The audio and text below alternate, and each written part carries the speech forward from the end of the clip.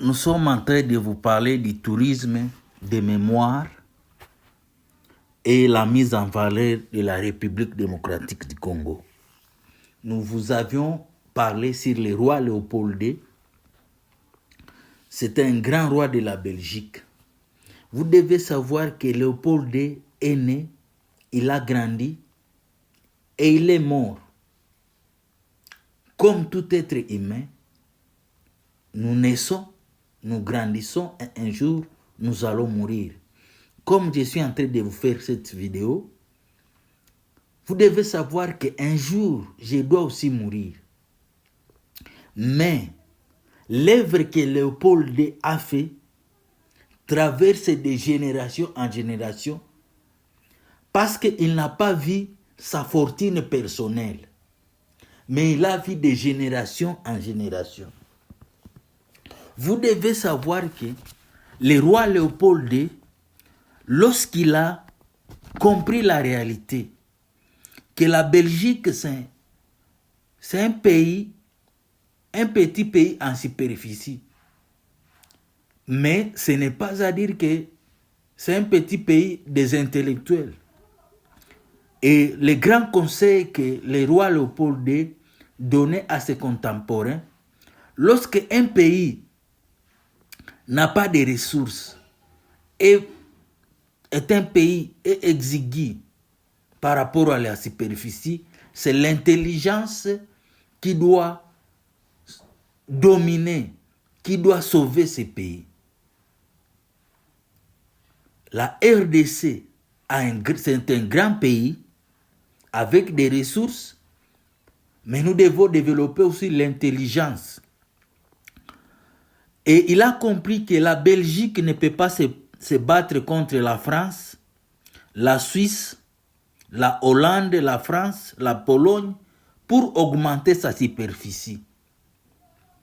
Des guerres que nous sommes en train de traverser actuellement, où des gens veulent augmenter leur superficie, en Europe, ça n'existe pas. L'Allemagne ne peut pas aller en France pour prendre des terres, non. C'est seulement en Afrique qu'on est en train de penser comme ça. Mais il a dit qu'il a besoin de colonies lorsque ils ont compris qu'ils ne peuvent pas se battre contre la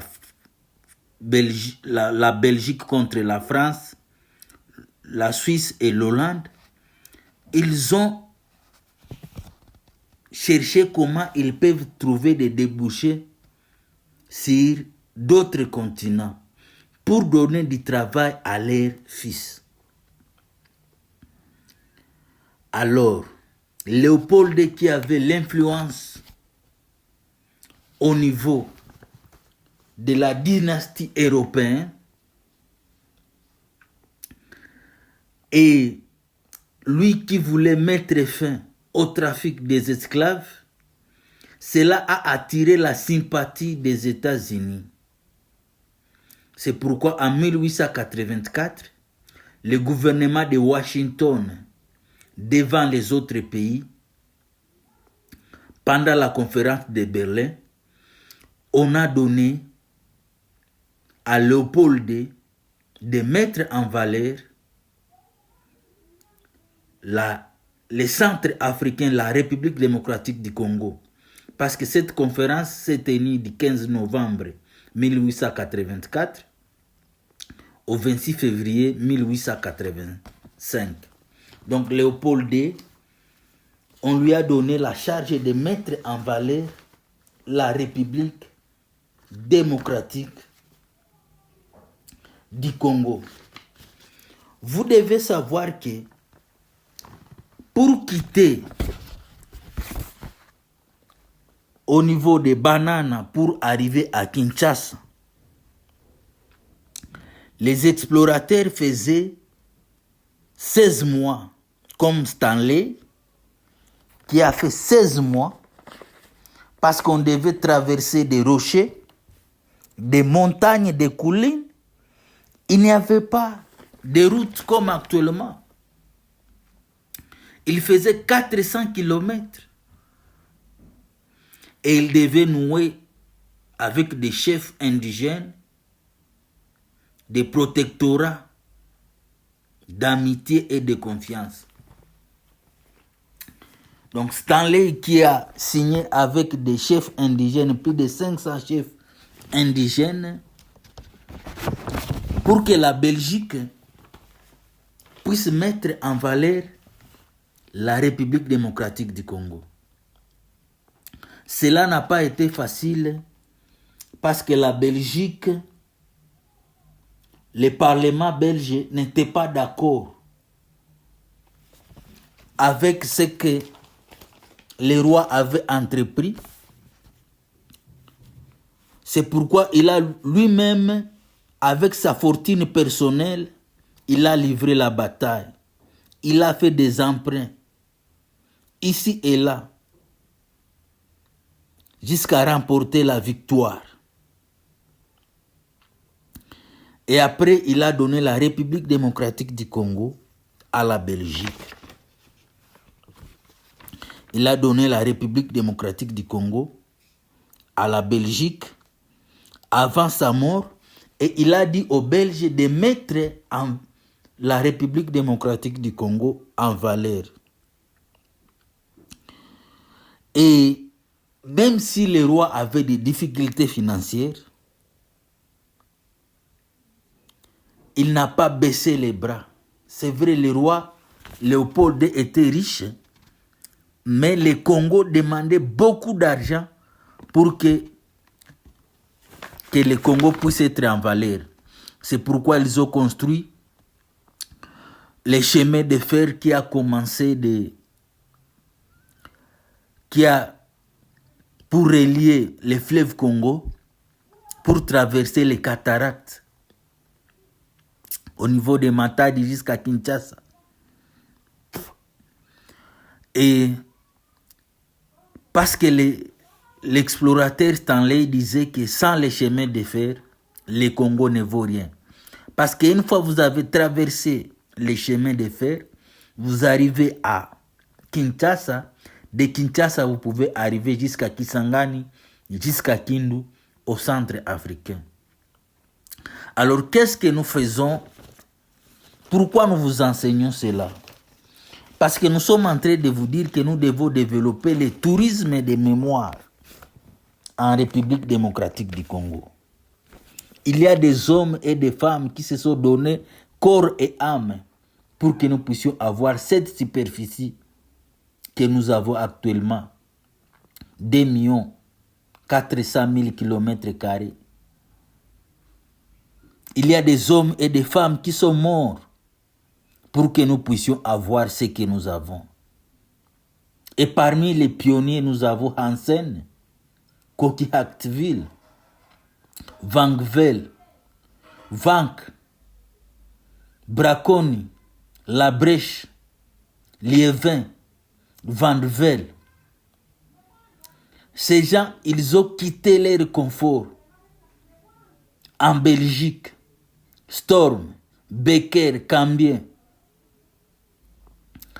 Ils sont venus en République démocratique du Congo pour mettre fin à la traite des Noirs. Même si la rémunération était faible, ils se sont donnés corps et âme. Ils ont eu la foi dans les décès royaux, l'esprit d'aventure et d'obstination. Et qu'est-ce que nous faisons avec eux? Est-ce que nous oublions ce qu'ils ont fait? Et c'est à nous d'enseigner à nos enfants qu'il y a eu des hommes et des femmes qui se sont donnés corps et âme pour que nous puissions avoir la République démocratique du Congo en entièreté comme nous l'avons. Même si nous traversons des guerres, c'est temporaire. Parce que nous avons beaucoup de choses à faire. Vous devez savoir que c'est à nous de mettre le potentiel de la République démocratique du Congo en valeur. Nous sommes en train de vous dire que notre objectif, c'est d'être capable de transformer les potentiels touristiques en argent. Parce que le grand problème, c'est de l'argent. Et avoir des potentiels touristiques ne fait pas de nous une destination touristique. La République démocratique du Congo peut faire mieux que d'autres pays. La Tanzanie, le Kenya, le Rwanda, l'Ouganda, le Sud-Soudan.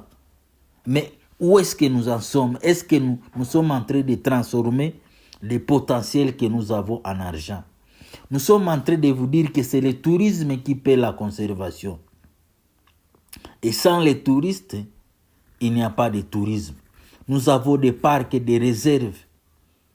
Mais parce qu'il n'y a pas de touristes, nous avons des difficultés à faire fonctionner ces parcs et ces réserves communautaires. C'est notre responsabilité d'amener les touristes dans nos parcs, dans nos réserves, dans nos attractions touristiques pour que ces attractions puissent vivre pendant longtemps. Nous ne devons pas nous attendre aux aides pour que nos institutions puissent fonctionner.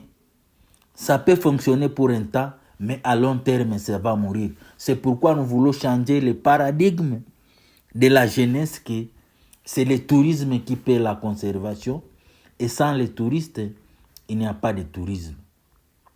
Nous voulons que vous puissiez quitter la situation de 2 dollars par jour à 30 dollars par jour grâce au tourisme. C'est possible de trouver 30 dollars par jour grâce au tourisme. Nous avons expérimenté cela au niveau de Nyiragongo, où un porteur trouvait 25 dollars par jour. C'est possible ce que nous sommes en train de vous enseigner. Merci de nous avoir suivis. Rendez-vous dans nos prochaines vidéos.